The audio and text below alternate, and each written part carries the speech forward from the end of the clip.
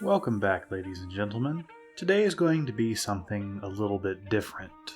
My weekly obligations to my job and other in real life things became a bit too much, and I was unable to finish the book that I wanted to review for this week.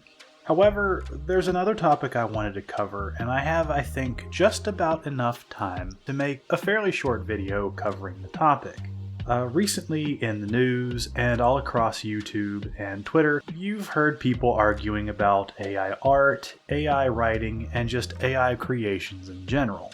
And so I wanted to weigh in a bit and discuss my feelings on AI, as well as cover some points that may not be talked about much. And I put a little bit of effort into try to covering this from some slightly different angles, so I'm going to try to hit some different points that other people may not have. So we're going to start off by just listing the things that I want to cover. And first of all, we need to cover what is AI art, then its monetization and usage, and US intellectual property laws. And then I'll get into my thoughts and what I think the future holds for AI art. So let's get into what AI art is. Well, we're going to start at what I believe is a good point to let you know about why people fear AI art.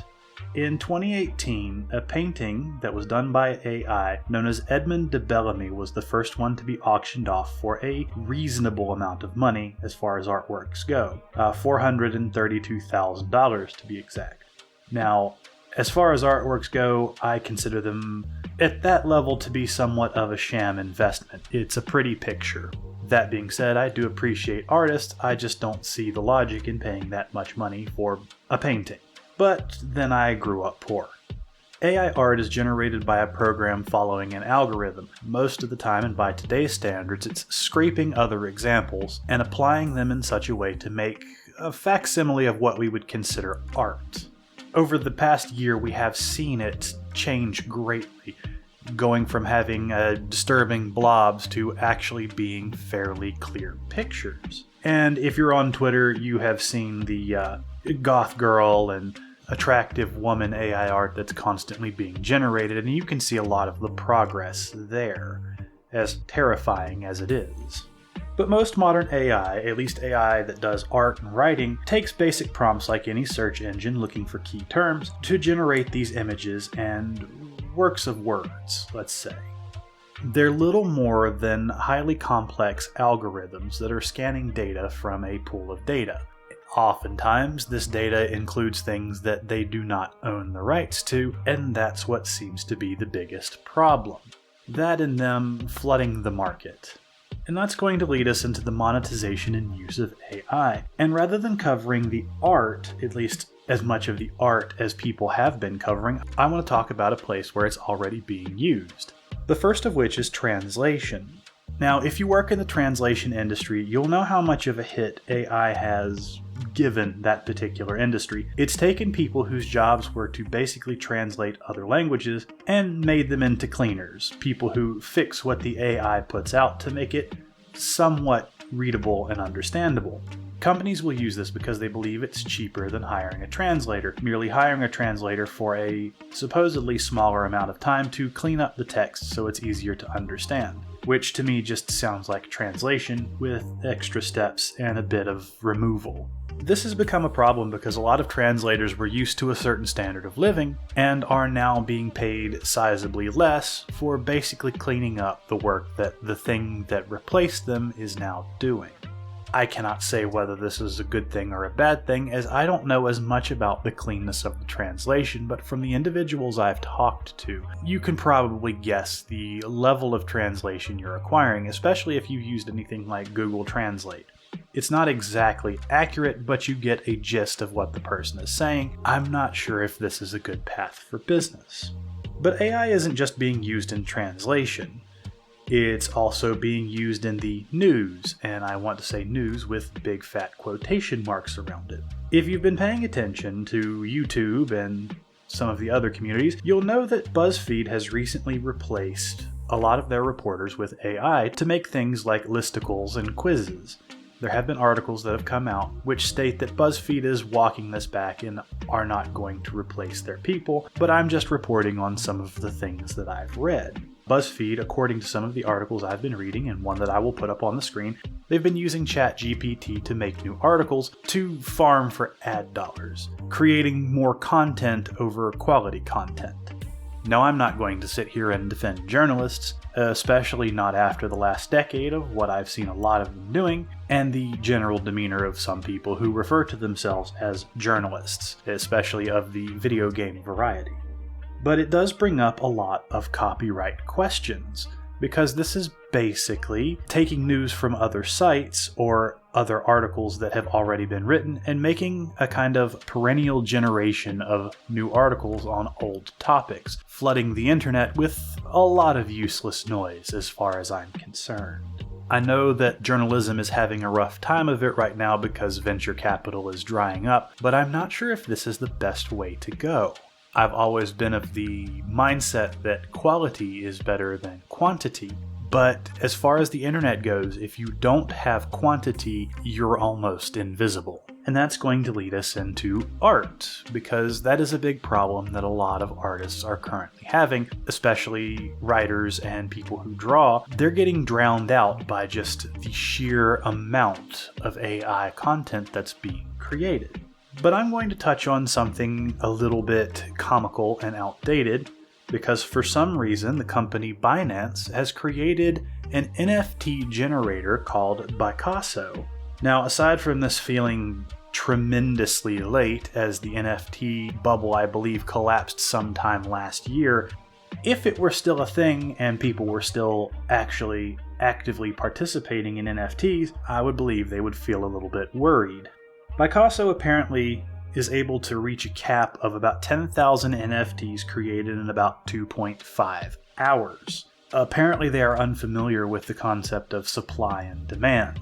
Even if NFTs were still a desirable thing, flooding the market like this would more than likely diminish the value of almost all NFTs. Even then, they would be flooding it with very similar images, not that NFTs weren't already almost cut and pastes of what the previous ones were, just a series of very similar drawings, something that AI will take to with much gusto. But as it stands right now, I see NFTs as little less valuable than your average trading card that is not related to a game. And if Wizards of the Coast doesn't turn their act around, it will be of the cards that are part of the game as well. But let's get into something a little bit funny as far as art goes. The social media platform Gab has actually created their own AI called Gabby, which exists to de-woke artwork, which feels, again, redundant, because we have the original artworks, because almost everything that is woke is a copy of something that wasn't. Now, I'm not going to complain about pictures of attractive women, which seems to be, at least from the articles that I've read, the entire purpose of Gabby. But playing with an AI can be fun. If people enjoy it, more power to them. I don't believe it's being used to make monetizable art. I think it's just being used as a way to own the libs, which is what some people want to do. But onto something that's a bit more monetizable. We actually have our, from what I'm being told, is the first AI-generated manga in Japan, and now this should be something that would, I believe, worry the people who work in Japan, especially the mangakas. The manga in question is referred to as Cyberpunk Peach John, and is heavily inspired by the Legend of Momotaro.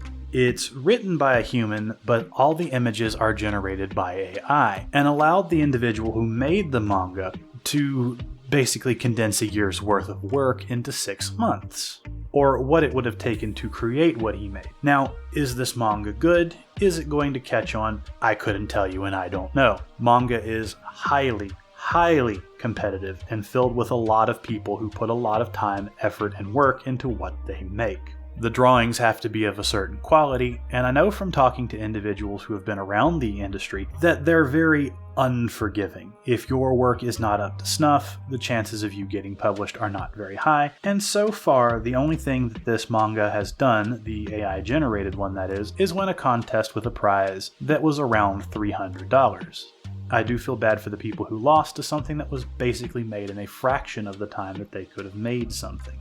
However, I don't doubt that Japan will be jumping on this pretty soon to try to put an end to it. They're very, very protective of their intellectual property, as well as the US. And that's going to lead me into my next topic, the intellectual property laws. The US, and I'm only going to cover the US in this because that's where I live, it's where I'm the most familiar. The Copyright Office has already ruled that AI-generated art is not protected. This includes art, writing, and music, and includes programs like Midjourney, ChatGPT, OpenAI, and ALL-E, just to name a few. They cannot receive protections for rights, licensing, or payments, which means if you generate something from AI, it's probably fair game, and attaching that to any of your works seems to be more risk than it's worth. In fact, if you want to produce anything and monetize it, it has to have human authorship, at least in the United States. Now, how this will work with foreign countries generating works by AI in an attempt to sell them to Americans, I don't know. That will be up to the US government, which isn't always quick to respond. But there's another area where I believe gives me a little bit of hope and a little bit of misery at the same time, because we're going to jump away from AI for just a moment to demonstrate how strict the US is about their copyright and patent laws. And many of you might not be aware of this, but a lot of the food you eat comes from seeds with a patented genome. But in May of 2015, the Supreme Court ruled in a case in favor of the Monsanto Corporation that seeds which they had produced, which are patented, soybean seeds to be exact, could not be used for replanting and reselling. Now, there are rules about reselling things such as tools and cars, where the original manufacturer cannot claim a cut of the profits generated by selling used equipment. The farmer tried to argue that since he had bought these seeds from a granary, his use and sell of the crops that yielded from this were the same as selling, say, used tools, secondhand items. And the Supreme Court disagreed, and so it has become precedent that if you want to buy some of these specialized seeds that already come with insect repellent properties, let's say, you have to buy new seeds every time from the Monsanto Corporation or from one of their licensed distributors. Now, I'm not a legal scholar, I want to say that right now, and take what I said with a grain of salt because it might not be 100% accurate as to the letter of the law. This is meant to be a broad overview of the topic. It does say a lot about how seriously the US takes patent and copyright laws, at least if you're a large company like Monsanto. Given the nature of that, it does give me a little bit of hope and a little bit of dread. So all this leads me to the question, what does the future hold for AI? Will it replace artists and writers? And I have to say, my short answer is no. AI will eventually be used against AI.